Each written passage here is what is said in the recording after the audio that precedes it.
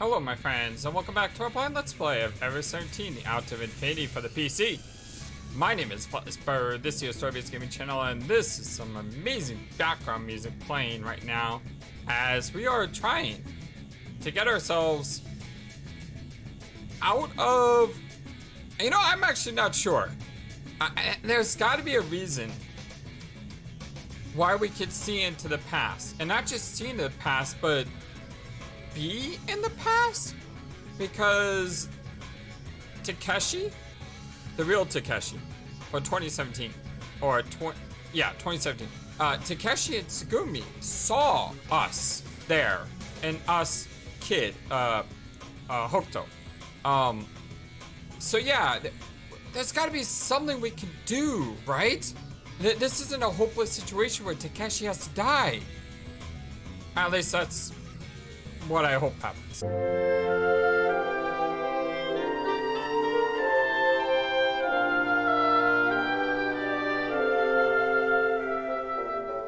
Hope everyone's having a wonderful day today. Lemieux was breaking apart. The frame started to warp and fold on itself like some crumpled old newspaper.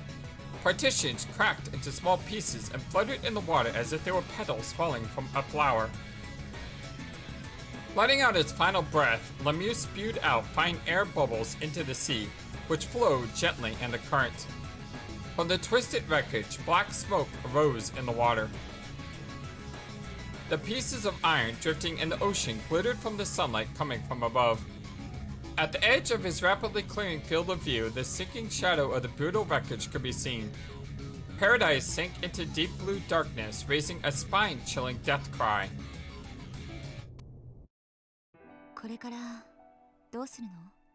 What do we do from here?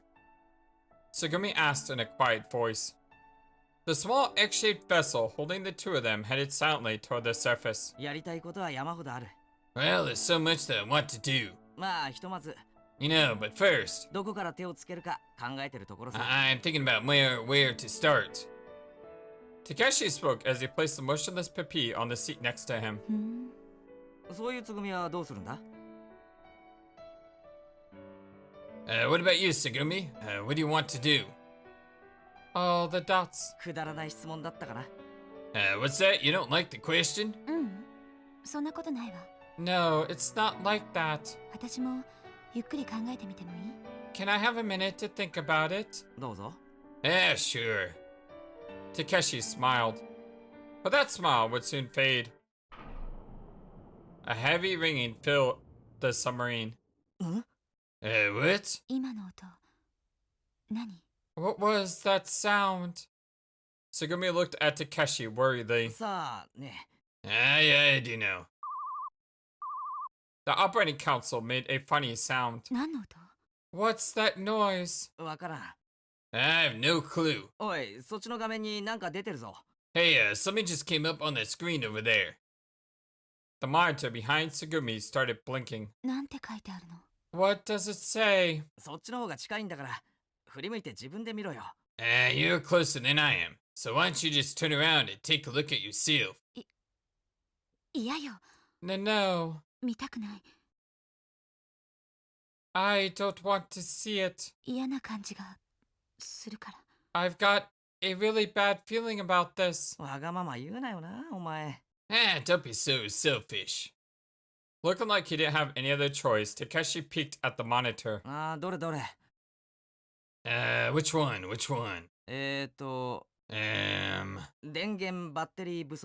Low battery.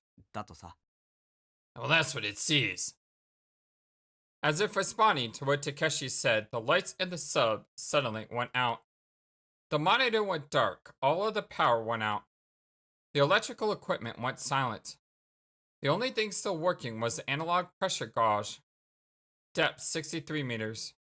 Internal pressure 12.5 atmospheres. Takeshi. Tsugumi's voice was shaking. It's okay. We're going to be fine. Stop looking like you're going to cry. 64 meters. With its momentum lost, the submarine began sinking slowly, very slowly. Residual air pressure 0. Ballast tank unable to drain. やれやれ、ポンコツタクシーだ。 And wonderful. We hitched a ride on a junker. 田舎道だとすぐにエンストしちまう。 You know, this cab, it always seems to stall on those country roads. 困ったもんですな、お客さん。 I'm terribly sorry, esteemed passenger. All the dots. Yep, making jokes at the worst possible times. That's our Takeshi, 65 meters. Takeshi looked at the half hatch. It had a 2-ply hatch. The inner side was made of reinforced glass and FRP, while the outer side had a door made from high-strength steel. なあ、ハッチから船内の高圧空気を抜いたら勢いで浮上できると思うか？ Hey, you think if we let some of the high-pressure gas out of the hatch, we start rising again? 無理よ。 No. まっすぐ浮上できるとは思えないし、勢いなんてたかが知れてる。 I don't think we'll go straight up and our momentum would be limited. そんなことをすれば、浸水転覆するのは目に見えてる。 Not to mention the fact that if we do that, we'll start flooding. 余分な圧搾空気だってないんだから。 Because we don't have any spare compressed air. そもそもこの本体を浮かべるための浮力が不足してるの。 And we don't have enough buoyancy in the main fuselage. 浮力。 Buoyancy. バラストを捨てないと。 We've got to get rid of ballast. バラスト。 Ballast, huh? 本来ならバラストのバルブは電動制御される。 The valve used to release ballast is usually electronically controlled. だけど今は。 But now we're... まあまあ落ち着こう。 Alright, let's just stay calm, okay? この沈降速度の遅さからしてあとちょっぴりだけ軽くなればいいんだよな。 Judging by how fast we're sinking, you only need to be a little bit lighter, right? 全体重量に対してまあたかだか数十キロといったところだろ If we can get rid of a few dozen kilograms, we should be fine. う。そこいらの機械をいくつか引っこ抜いて捨ててみるか。軽くなるぞ。 Why not try pulling out a few of those machines over there? That should make us lighter. 簡単に引っこ抜けると思う？ You think it's going to be easy? いや、がっちり溶接されてるしな。素手じゃ難しそうだな。 Well, they seem to be welded on fairly well. It's probably not easy to do barehanded. あいにく今何の道具の持ち合わせもないし。 And unfortunately, we don't have any tools. やっぱり無理よ。 So that's it, huh? Sugumi bit her lip and looked down. そっか。 Yeah. 無理か。 We're screwed. 67 meters. They were sinking. Without any electricity, the submarine was just a hunk of ぬ metal. か喜びしちゃったね。 It looks like we celebrated too soon, 結局 doesn't it? バカみたい。 So stupid. 私バカみたい。 I'm so stupid. Tears began to fill Sugumi's eyes. Sugumi raised her voice. A single tear fell, rolling down cheek. 何やってるのよ、たけし。 What are you doing, Takeshi? 何ってお前。見てわからないか？ What? You can't tell by looking? ハッチを開けてるんだよ。 I'm, opening the hatch. だから何やってるのよ。 Well, that's why I'm asking you. What are you doing? 何がだからなんだ？ Do you even need to ask? やめてよ。 Stop it. 何をする気なの？ What are you planning to do? Sugumi grabbed onto Takeshi's arm. 邪魔すんなって。 Don't try to stop me. He threw off Sugumi's arm and raised the glass hatch. It was just large enough for one person to go through. 触らないでくれよ。 Please, don't touch me. 俺に触るな。 Don't touch me. いや、離さない。 No, I won't let you go. Sugumi grabbed onto Takeshi's arm fiercely. 死んでも離してやらないから。 I don't care if I die. I'm not letting go. 69 meters. They wouldn't stop singing. Slowly and steadily they fell, headed for the dark bottom of the ocean. 本当にわがまま勝手なやっちゃな、お前。You know, you really are selfish. All the dots. なあ、つぐみ。 Hey, Sugumi. アルキメデスの原理って知ってるか？ Do you know what the Archimedes principle is? Huh? For a moment, Sugumi's grip relaxed. In that brief instant, Takeshi tore himself forcefully away from her grasp. He quickly opened the glass hatch and slipped to the back of the airlock. The area between the hatches was extremely cramped. Takeshi closed the glass hatch from within and shut the latch right away. They had passed a depth of 70 meters. Takeshi! Takeshi! 何やってるの? 開けて! 出てきて! What are you doing? Open it up! Get out of there! Tsugumi wildly pounded on the reinforced glass with her fist. つぐみ、何言ってるんだ? Tsugumi, what are you saying? ガラスが熱くてよく聞こえんぞ。The glass is pretty thick, you know. I really can't hear you very well. バカ! バカ! 開けろって言ってるの? You stupid idiot! Open it up this instant! 何考えてるのよ? What are you thinking? Tears started falling from Tsugumi's wide open eyes. Tsugumi desperately pounded the flat of her tear-covered hand against the glass. あれ、ひょっとしてお前 Hey, wait a second. Didn't you, 知ってたんだ。アルキメデスの原理。I thought you knew about the Archimedes principle. っていうか、俺がお前に教わったのかもしれんな。I mean, I think you were the one that taught me about it. そりゃ知ってるわな。すまんかった。I guess you knew that. Sorry. 笑い事じゃないの? 冗談じゃない! This isn't funny. Stop joking. そういう問題じゃないんだよ! This isn't. It's not about that. バカ! たけしのバカ! You fool! Takeshi, you idiot! Tsugumi sobbed as she screamed. ああ、俺はバカだ。大バカだとも。Yeah. I'm an idiot. It's the biggest one there is. そんなことも知らなかったのか、つぐみ。You didn't know that, Tsugumi? Takeshi put one hand behind him on the other hatch and slowly turned the handle. たけし Tsugumi froze in place. まさか No. まさかまさか No, do you really? 死ぬ気なの? Want to die? 大丈夫だよ。Don't worry. 俺は確かにバカだが、 I may be stupid, but そこまでバカじゃない。 I'm not that stupid. As he said that, Takeshi continued to turn the handle on the other door without stopping.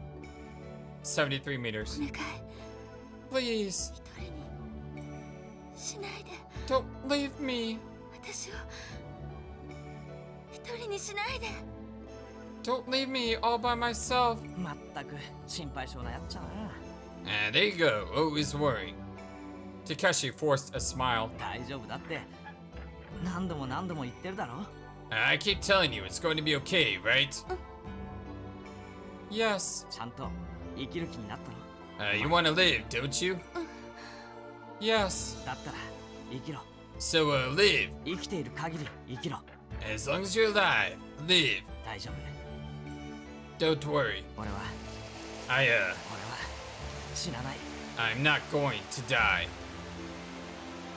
74 meters. The hatch on the bottom of the submarine opened. The air which had been compressed in the airlock was jettisoned into the ocean. Takeshi's body shot out like a bullet into the water. Bubbles flew everywhere. An infinite number of white bubbles floated toward the surface. They seemed like powdery snow caught in the wind. Snow that flew towards the heavens. Oh, God. This scene sucks. He could no longer hear her voice. On the other side of the glass, he could make out her blurry outline. Tsugumi's face was covered with tears, broken with sadness. 75 meters. Takeshi paddled through the water, holding on to the railing. He closed the outside hatch. He couldn't see her anymore. 76. He let go of his last source of support and kicked the sub. Takeshi's body spun out as if it were dancing into a blue world. 77. He sank toward the bottom of the ocean. White bubbles extended out beyond his field of vision, wobbling slowly upward to the heavens. All the dots. 119 meters. Everything that he could see dissipated into water. Outlines faded, nothing came into focus, only light and shadow reflected in his eyes. There was one thing, however, that he could see clearly through the haze. A small white dot swaying in the distance. Dazzling light from the sky poured down on him from a single point. Its image blurred into both his eyes. Blub. He let out his last grasp of air. Cold seawater poured into his lungs. A blanket of blue darkness covered him in his final resting place. His limbs, sprawled out on the rocky ocean floor, had stopped moving like a marionette with its strings cut. Dad. Back in the world of 2034, when I returned to consciousness, I was crying. Feelings overcame me in torrents, rushing through me hotly. Dad is dead. The weight of my sadness pressed down on me, and a sense of futility tore a hole in my heart. But it was no time to be overcome by sadness. Wiping the wetness from my cheeks, I looked at my surroundings. A new day was breaking, just as it had been in 2017. Through my tears, the blue sky and ocean came into my vision. It seemed that I was above the floating island. I could analyze the situation calmly, but the tears wouldn't stop.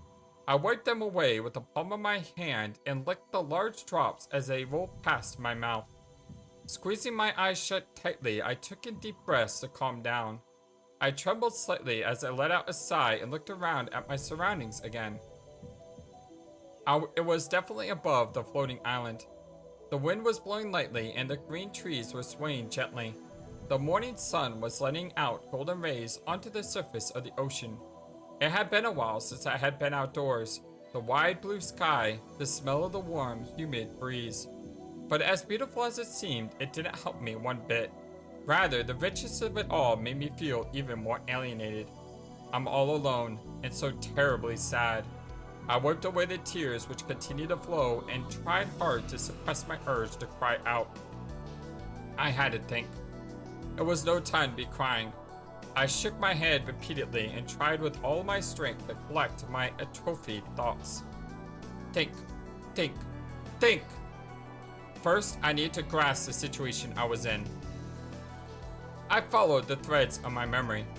I remembered having gotten safely out of Lemieux, but had no memories after that. I had no idea what had happened after that. I couldn't imagine that I had been standing outside all night. Huh? I suddenly realized that nobody else was there. As I began to walk on grass, I looked wildly in all directions. Soon, I became aware of one solitary figure. It was Kabaraki. He had his back to a tree trunk and was staring out at the vast ocean. I ran over to him and screamed at him. Why would you do something like this? Oh, the nuts. Answer me! I know everything now! Kabaraki was silent. He wouldn't even look at me. It was obvious that he was the closest person to be responsible for everything happening here. Kuronari Takeshi, my father's name. He had used that name to deceive us the whole time. I drew even closer. Say something! Don't just stand there! Oh, the tits. I said say something!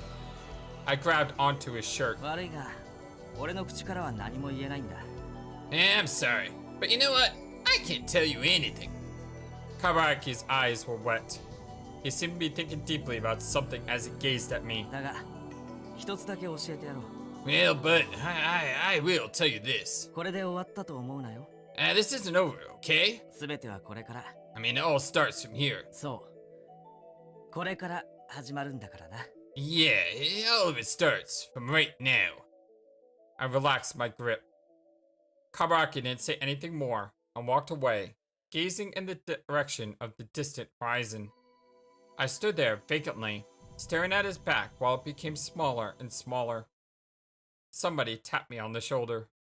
I turned around and... Sarah? Oh, hey Sora! Sora was standing right in front of me. We've been waiting for you. What are you doing here? The thought didn't reach my lips.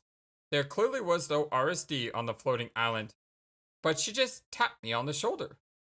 I couldn't process the information and stood there gasping in confusion. Yeah, how can she touch me? I reached out to touch Sora's arms absent-mindedly. Her skin was smooth, its texture slightly elastic and warm to touch. Please, come this way. How is she more human? Sora grinned.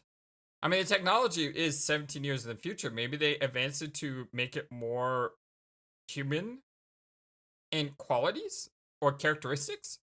There was Sora, smiling as always. I felt saved by her smile. Ah, beautiful Sora picture. Yes! Oh, I love Sora. She's so awesome. Such a great design. I was led by Sora into the forest. A small stone-covered path was overgrown in a deep thicket.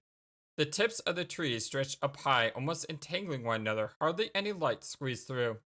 There was no breeze there either. The air was wet, and everything felt heavy and stagnant. The small stone path snaked around randomly, and I soon lost all sense of direction as I continued walking. I moved forward along that passage with no exit. For some reason, I didn't say a word to Sora, whose back was in front of me. I walked up beside her and interlaced my fingers in hers. Wow, we look so small in this picture. Like, I mean, I wonder if it's like the context of the way we're standing, but it looks almost like we're a little child here. I didn't know why I did that. Was I just curious, or had I wanted a sense of security? Sora looked over at me and smiled. Maybe the reason I grabbed onto her was just because I wanted to see her smile at me.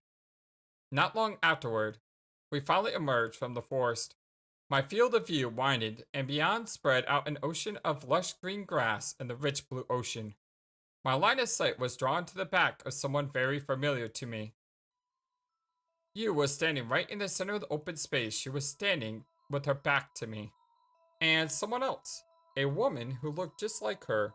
They were facing each other and standing still. I braced against the rising tide of emotion within me and went to stand over by them. I flashed a look back. Sora was standing at the entrance to the forest and then appeared to be coming closer. In the center of the area were you, the lady, and me. The other lady.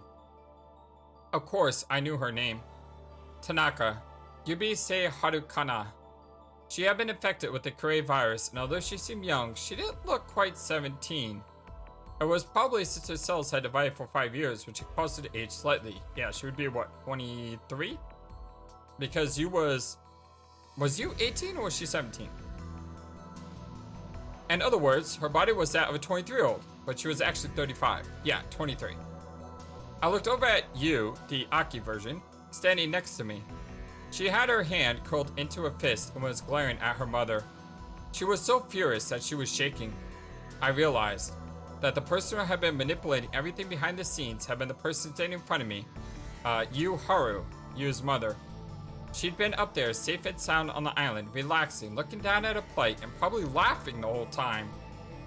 I glared over at her along with Yu. She appeared indifferent to our stares and said nonchalantly, "Do you have any questions?" I laughed without thinking. What the heck kind of thing was that to say? Why? Why would you do something like this? In order to call forth Blickwinkle. You know, Entra told us in the comment a couple of videos ago, or maybe last video, I don't know. But Blickwinkle in German basically means like perspective. So I guess you could almost say the Blickwinkle is the third eye, right? I had to check with Entra in the comments about that, but I think that would be a good conclusion. What the heck is Blickwinkle? You already know that, don't you? Blickwinkle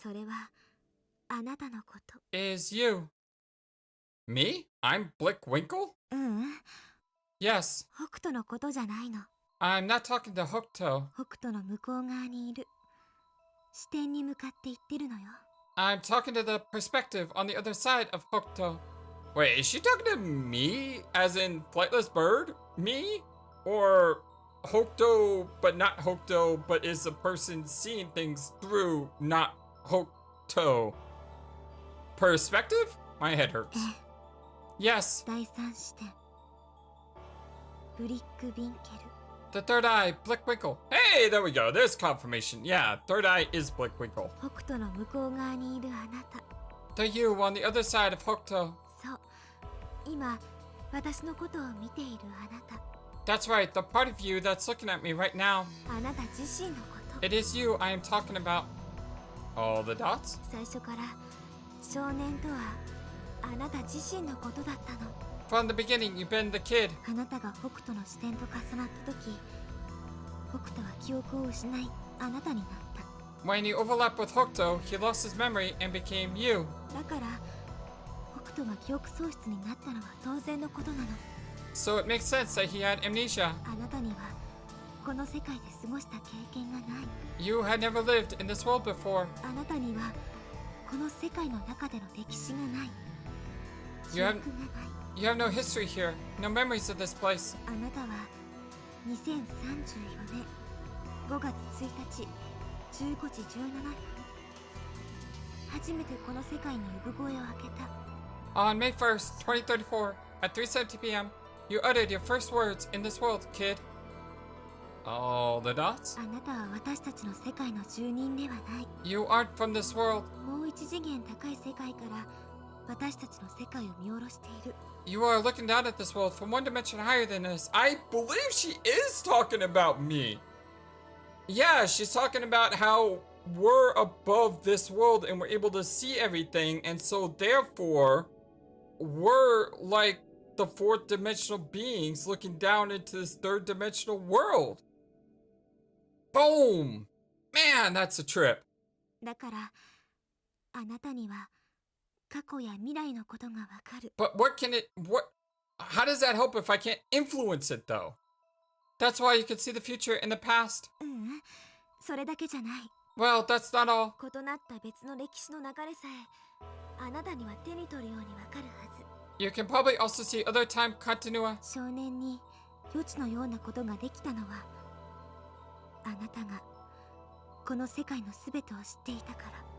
The reason the kid could see the future is that you know all there is to know about this world. 北斗という名前を自分の名前だと思えなかったのも当然のこと。だ It only makes sense that you didn't respond to the name Hokuto. ってあなたの本当の名前は北斗ではないでしょ。 I mean, your real name isn't Hokuto, right? I swear, if they say your name is FlightlessBird, I may just like drop everything I'm doing and just go away because I don't know if my brain can handle that. I'm especially since there's no way the game would know the name FlightlessBird. 怖がらなくてもいいの。 You don't have to be afraid. 自分に嘘をつく必要はないのよ。 You don't have to lie to yourself. さあ本当のあなたを見せて。 Won't you show me your true self? Now, if this game was on Steam or something and they used your like Steam name and like insert it into the game, that would just be like super trippy. 答えて正直に。 Answer me truthfully. あなたは北斗という名前の少年ではないんでしょ。 You aren't really a kid named Hokuto, are you? All the dots. Who am I? Who are you? I am Hokuto. Who are you? Who am I? You are Hokuto. I am not Hokuto. I am not Hokuto. I am me. I am me. Yes, I remember. I am me. I have watched your world for so long, watching. I am but a perspective, an eye that transcends dimensional boundaries. I am the third eye. I am, Pick Blick Winkle. I remember now. So maybe she's not talking to me in a meta term. Maybe she's talking about the other perspective. I don't know which way you see it, but either way, it's pretty cool. I remember now. I am not from your world, am I? I am not Hokuto, am I? 久しぶりね。 It sure has been a long time. A long time? いえ、なんでもないわ。気にしないで。 No, don't worry about it. ありがとう。姿を見せてくれて。 Thank you for showing yourself. But why? Please tell me why. Why did you have to do this? それはもう教えたでしょ。 I already told あ you. なたを発言させるためよ。召喚って言ってもいいけど。 In order to, well, I suppose I could call you a summoning. In order to reach me, did you really have to do something so reckless and dangerous? Yes.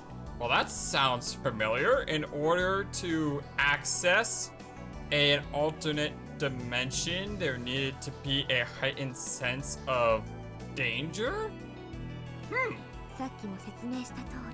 Just as explained earlier. But you know what? I'm fully content because the story is not the same stories that we've seen in other places. They did do different things with this story that made it its own story. And I'm so glad we're playing it.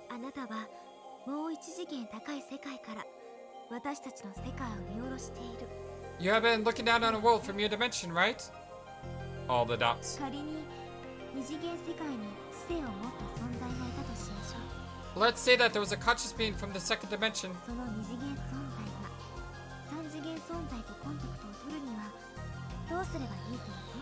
What do you think that the second dimensional being would have to do in order to make contact with the third dimension?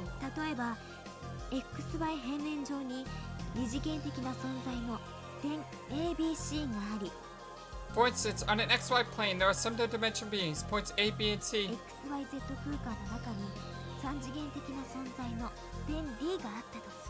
And in an XYZ space, you have a three-dimensional being, point D.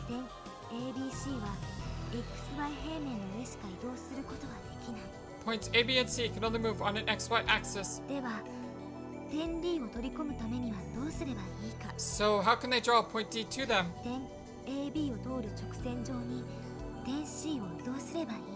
You have point C move on the same lines as points A and B.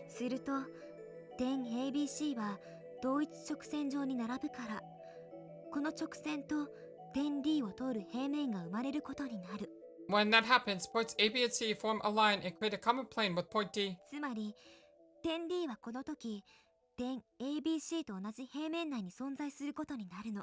Meaning point D becomes part of the same plane as points A, B, and C.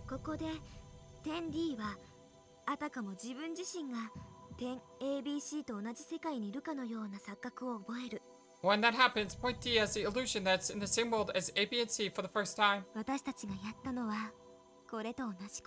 That's what we did.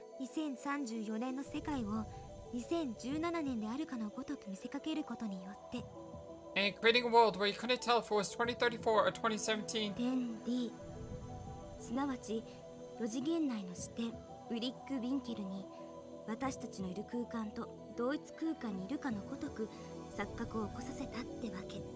Point D, in other words, we were able to create the illusion that the fourth dimensional being, the perspective, Blickwinkle, was in our same reality.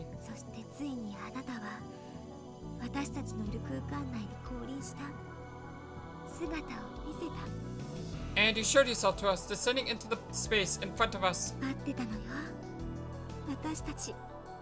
We were waiting for you, all of us. We've been waiting for you for so long. Why? Why were you waiting for me? What reason could you have to call for me? We just were following your directions. Huh? You called yourself. What do you mean?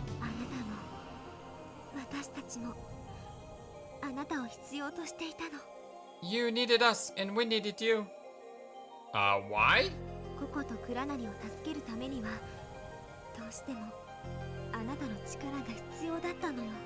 In order to save Coco and Kuranari, we need to borrow your powers. To save Coco and Takeshi. We are powerless to fight the flow of time. And I have the power to do that? There's nothing we can do about the past. But you can.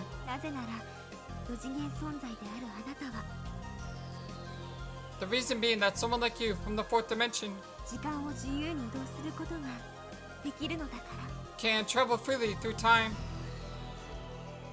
Beware of dog. Okay?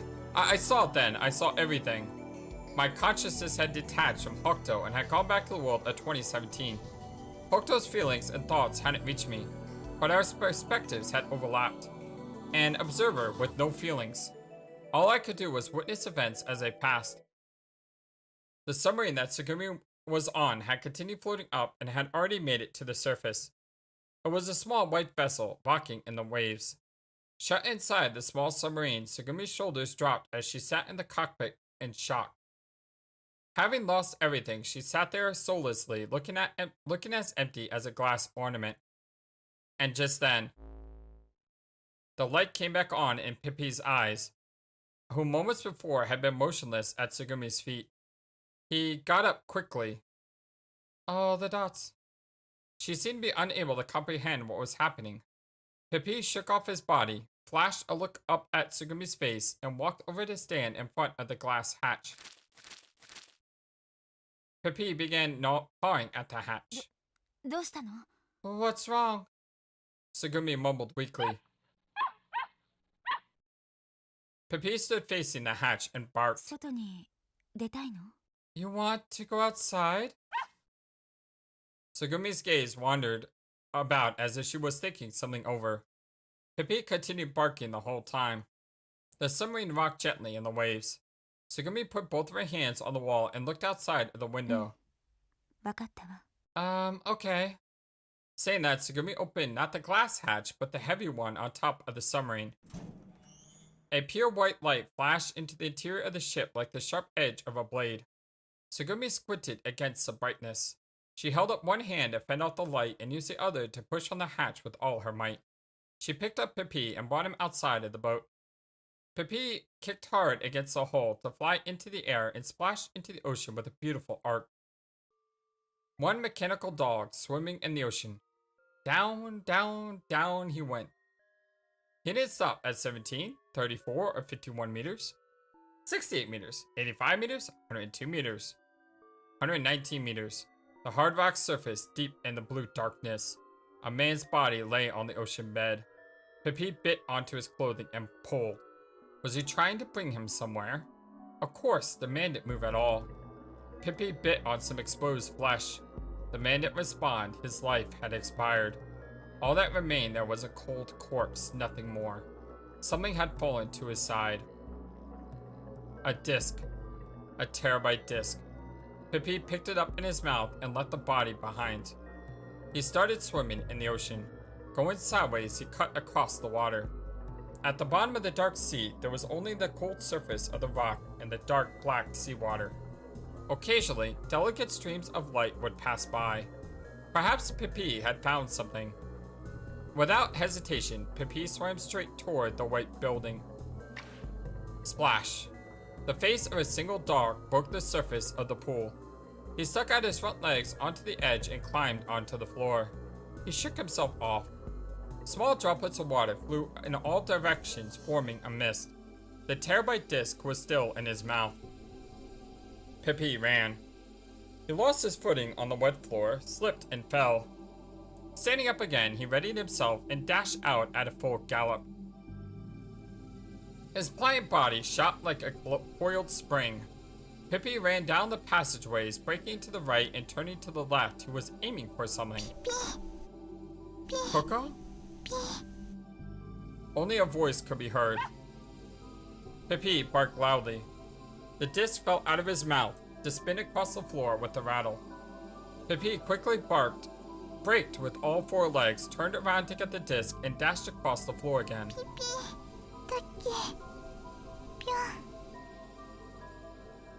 When he turned the corner, her figure jumped out at him. She was lying down in the middle of the passage. Pippi ran over to her side. He sat down the disc on the floor and bit at her clothes, starting to pull on her. He tried desperately to pull her along, but just as he could not budge from the man before, it was too much for his small frame to move her. So how was she left behind? She opened her eyes weakly. Oh, where did you go?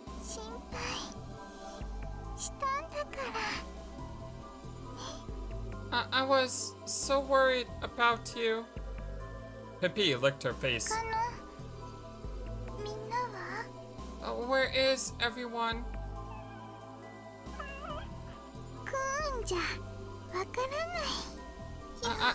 I don't understand when you whine. Pippi pulled on her clothes and scratched her shoulder, grunting with his effort. Perhaps he realized that there was nothing he could do, but Pippi barked frantically. ねえピピ早くお家帰ろう Let's go home. パパもママも待ってるかな Daddy and Mommy are waiting for us. だから So, 早く let's お家 go, お家 go 帰ろ home. うね Okay? ピピ She closed her eyes quietly. No matter how much she barked at her, she wouldn't open her eyes. Pippi started walking around the area. He finally stopped, picking up the disc that he had left on the floor and started running again. Going back the way he came, he made it to the pool. Without hesitating, he threw himself into the water. He started swimming in the ocean, rising up and up. He didn't stop. 102, 85, 68 meters, 51, 34, 17 meters, 0 meters. Pippi's face broke the surface. The blue expanse of the sky loomed above him. The sun had changed the water to a silvery color. Yubise Harukana was there to pick Pippi up. She took the terabyte disc from his mouth and looked at the digital recording of IBF that Pippi had taken with his eyes. That was the first time that she realized the truth. That left behind at the bottom of the ocean in the research facility was a single girl. How did y'all leave her behind? How? The girl was Coco. How did you leave her behind? It was Yagami Coco, Yubise Harukana said. ティーフ・ブラウンに感染した私と鏑木はやってきた潜水艇に救助された Kabaraki and I, who had been infected by the T-Flow virus, were rescued by the salvage vessel. でもその潜水艇にココは乗ってなかったの But Coco wasn't aboard the submarine with us. その時私は意識を失ってたから気づかなかったけど I was unconscious then, so I hadn't noticed. Oh, okay, that explains it. でも後になってから分かったの But I realized it afterward. ココは eBayF に置き去りにされてしまったんだ Coco had been left behind in IBF. I can't believe it. こちらインゼルヌル管制応答願います This is Insult No Control. Please respond. こちら第3 eBayF 診療室どうぞ This is examination room in IBF3, over. They said they picked up 3 individuals, right? So they picked up you, Kabaraki, and I guess the scientist? We just assumed that was Coco? よかったそこにいてくれたか Thank goodness, that's where you were. 先ほど派遣した特急隊から到着連絡が入った時に君を発見できなかったようなので心配 A little while ago, we got a message from dispatch team that they couldn't find you. You had us worried there. すまない少し留守にしてたんだ I'm sorry, I was out for a bit. 診療室に残っていた要救助者3名はすでに回収した現在 Yeah, you see, he mentions the other 3みんな people, は無事なのか今の段階では何とも and their conditions are serious, 分かった and they didn't know their status. So the control center said they have rescued the other 3 people in the examination room, so that must have been the other scientist. So why? その要救助者3名の内訳は私と鏑木と Those 3 people were me, Kabaraki, and それから私と父田中陽一のことだったの one more, my father, Tanaka Yuichi. Why? Why did the rescue team leave Coco there? 後から聞いて話したとそのような女の子は見かけなかった I heard it from them afterward, but they said they couldn't find her. Oh, I remember. By the time the rescue squad got there, Coco wasn't in the examination room. I don't know why, but for some reason, Coco had gotten out of her capsule pod. So the only people left there were you, Kabaraki, and Yuichi-san, who was already dead. そうみたいね Yeah. You and Kabaraki's condition was extremely serious. So they put the highest priority on saving the lives of those 2, and the rescue squad left. Meaning they overlooked Coco. No, they abandoned her. Oh, the dots. You pinched her eyes shut, her face distorted in sadness. What do you want me to do? By the time those words left my mouth, I had already returned to 2017. To that vast blue world. On the bottom of the ocean lay the cruelly broken body of a man. It didn't move. What do you want me to do? I'm not from this world. The only thing that I can do is look. Just look on. You want to show me this dead body. It makes me sad. Terribly sad. He had thrown his life away to protect the woman he loved. It was heartbreaking. His body had lost all warmth. I kept staring. Just then. Dad! Dad! Dad! My awareness split, throat fractured as a powerful force of will woke up inside of me. I was infused with an overwhelming passion. Hokuto's indomitable belief, willpower, emotions, and sight were like a raging inferno that engulfed me. That ferocious and wild power raged within me and superseded my existence. It exploded in a shower of white sparks of light and roared like thunder. Overwhelmed by the raw vigor, I withdrew. There was no place for me to be. Hokuto exploded with bottled up emotions and threw his instinctive power free into darkness. Dad, Dad, don't you die on me. Please, don't die. I still haven't met you yet. Please don't leave me, Dad. Sarah and I are waiting for you. Mom is waiting for you. Please don't leave her sad. Help us. You promised. You said I'm not going to die no matter what, right? You swore you wouldn't even let one person die. Coco is still in the research facility. If you don't do something, she's going to die. Dad! Dad! Takeshi opened his eyes. At the bottom of the seabed, under unbearable pressure, he regained consciousness. How many minutes had it been since he last breathed? But he was undeniably alive. He had revived. I'm not going to die. I promised her. I could hear the screams of his mind in my ears.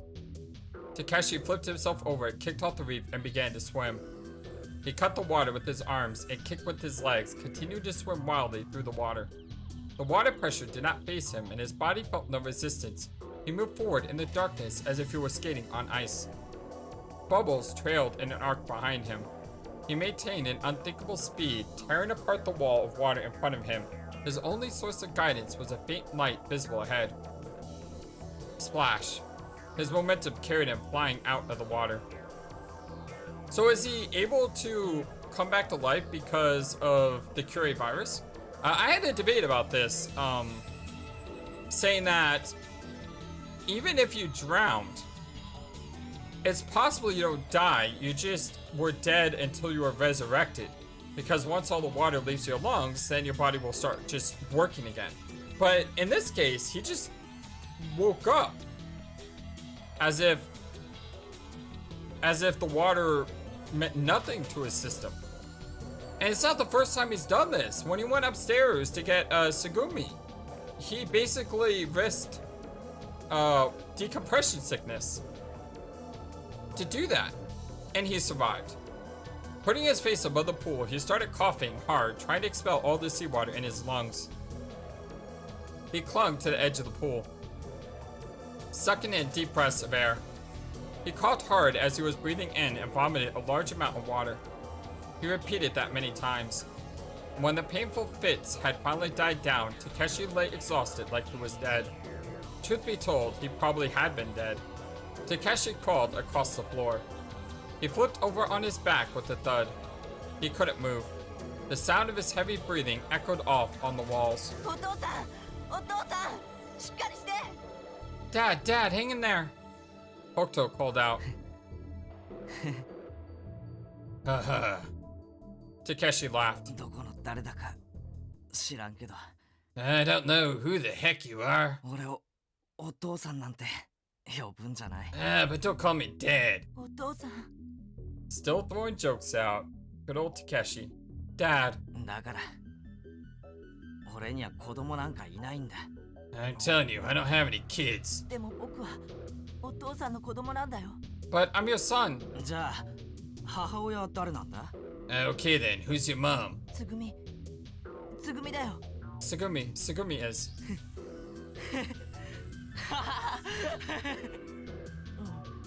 笑われてもしょうがないと思う。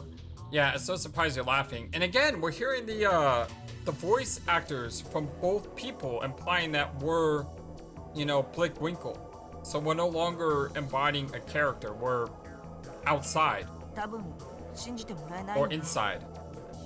You probably don't believe me, do you? 僕は今17年後の未来から Because I'm talking to you from 17 years in the future.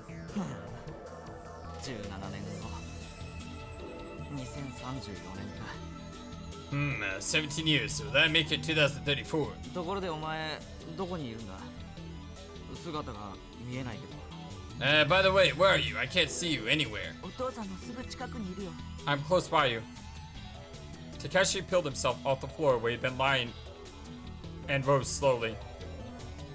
He looked all around. 探してもお父さんには僕のことは見えないと思う。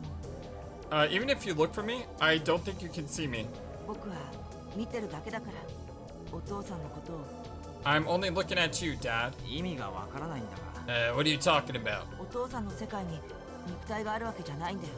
My body isn't in your time. だからもちろん声帯を使って言葉を発してるわけでもない。 And it isn't like I'm using a speaker to send my words to you. 僕はお父さんの心の中に直接語りかけてるんだ。 I'm connected to your mind, talking to you. Takeshi put his finger in his ear and wiggled it. 幻聴ってやつか？俺もとうとう。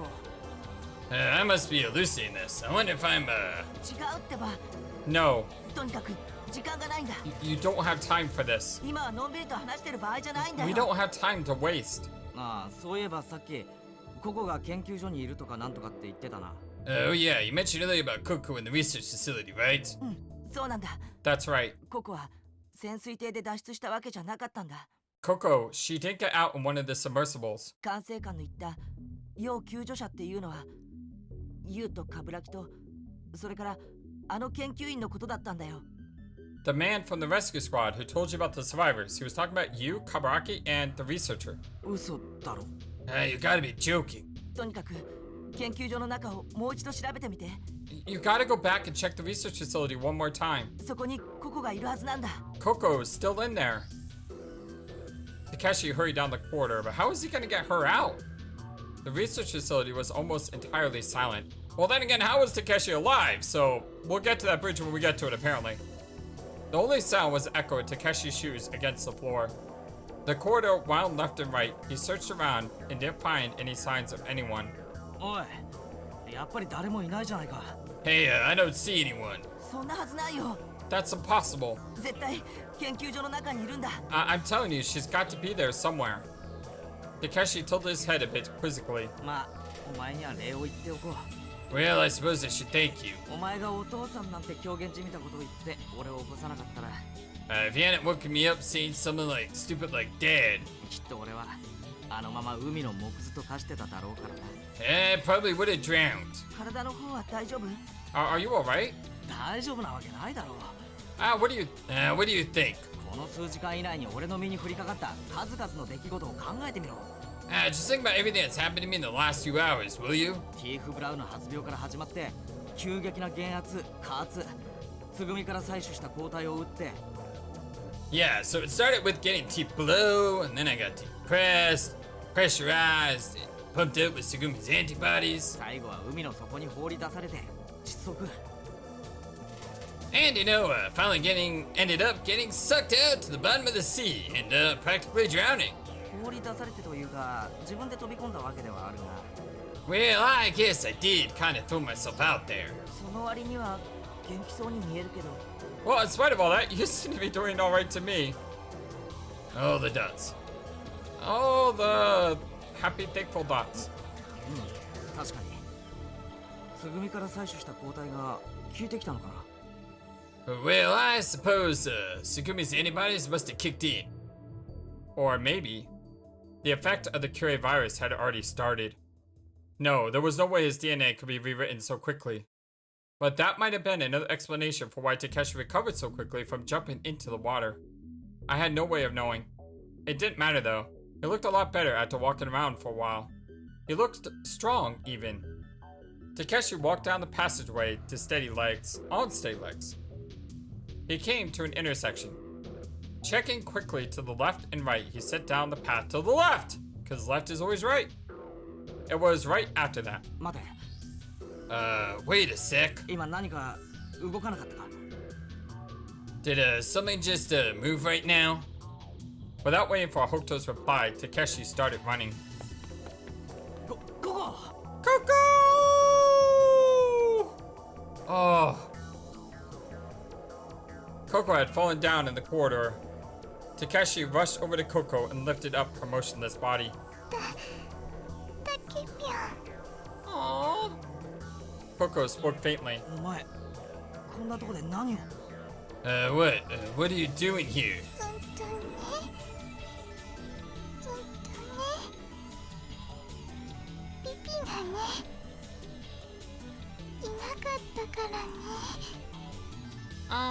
Well, Pippi wasn't, I couldn't find him, and...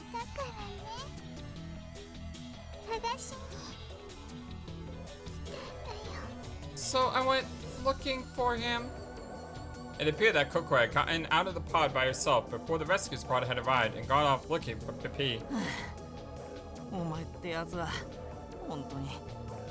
You are the most totally. Takeshi shook his head, dumbfounded. Coco looked innocently at the exasperated Takeshi and muttered, Hey, is everyone else still sleeping? That was all Coco could say before she passed out. The next instant, boom! A loud explosion shook the walls of IBF. The sound came from up above. Then the falling wreckage from the Lemieux had probably collided with the roof of the research facility. Paradise was still collapsing, it seemed. Takeshi quickly scooped up Coco's body and dashed across the floor. Kicking up his feet, Takeshi screamed to the void. Hey, what am I supposed to do? Can't you escape by swimming through the pool? Hokuto answered. You idiot! It's 119 meters underwater down here. Coco and I won't be able to hold our breath that long.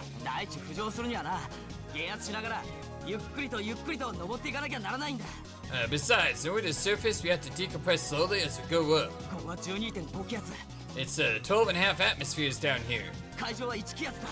And the ocean surface is 1 atmosphere. There's no way we can survive unless we get ourselves decompressed. How about the elevator? It's been cut off. The elevator tubes were destroyed a long time ago.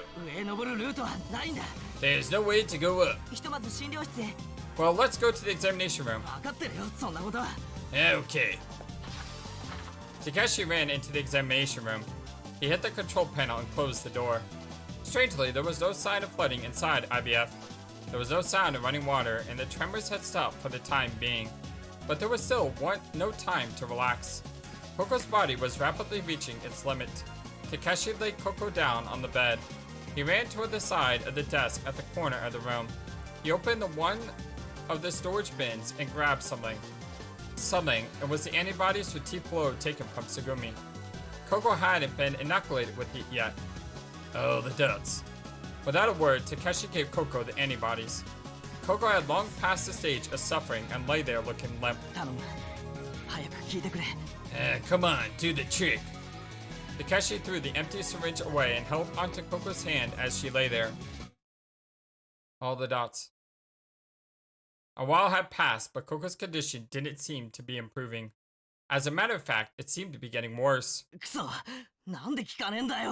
Oh, come on, how come it isn't working? Takeshi banged the wall. Coco was infected a few days earlier than you, Dad. So her disease has been progressing for that much longer than everyone else. Well, dang it, we can't just sit here and wait. Besides, we gotta find a way to escape. I just need to think of something. Takeshi paced around the room with his head down. Occasionally, heavy noises echoed from the ceiling. Takeshi listened to the noises. And then, Takeshi, looking as if he had just realized something, whispered to himself. I heard an announcement earlier before Tsugumi and I had escaped. The announcement said something in German like you're going to be crushed in a few minutes. But this place is still standing. Why is that? That's a really good question. I don't know why either. Like, it literally said, what, 5 minutes and 3 minutes? Unless we totally misunderstood the German. But maybe. Maybe what?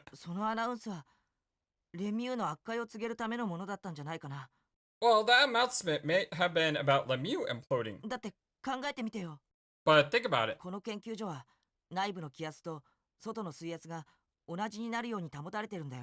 This laboratory has been built so that the atmosphere on the inside and outside are equal. Since they're still balanced, it probably won't implode as easily. That must have been it. If you left the cap on an empty plastic bottle, even if you came back years later, the air would still be trapped inside. Which meant that the laboratory should have been safe. Unless extreme force was added from somewhere, like the thing crashing down on us from above, maybe? Such as a giant piece of partition from Lemieux falling on it. Yeah, exactly. Takeshi nodded upon hearing Hokuto's explanation. Although he didn't seem to be fully convinced. By accepting the explanation, he was probably trying to clear one of the many problems facing him at the moment.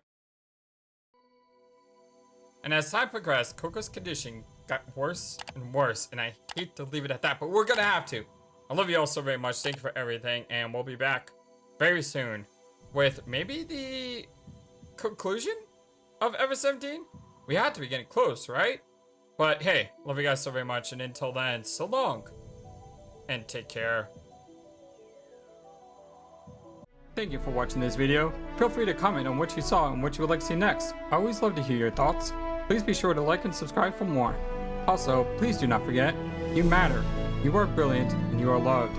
And you should always remember to be true to yourself. Don't let the world tell you any different. Much love to you from your friendly feathered flightless bird. Till next time.